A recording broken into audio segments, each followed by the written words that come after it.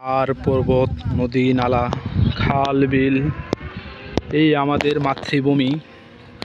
আমাদের এই মাতৃভূমিকে আমি অনেক শ্রদ্ধা করি, ভালোবাসি। আমাদের এই মাতৃভূমি অর্জিত হয়েছে 1971 সালের মহান মুক্তিযুদ্ধের মাধ্যমে। এই মুক্তিযুদ্ধ আমাদের একটি স্বাধীন এবং সার্বভৌম দেশ উপহার দিয়েছে। সেই রণাঙ্গনা বীর মুক্তিযোদ্ধাদের প্রতি জানাই আমার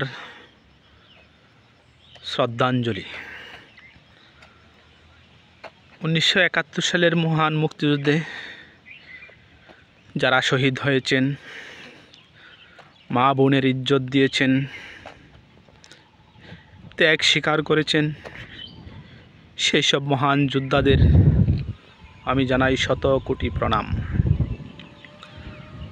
আমাদের এই দেশ সুন্দর,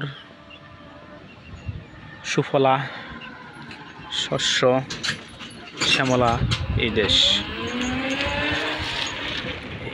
এই দেশের প্রতিটি কোণায়, প্রতিটি মাটিতে 71-এর লাশের গন্ধ পাচ্ছি, যা আমরা কখনো ভুলিতে পারিব না।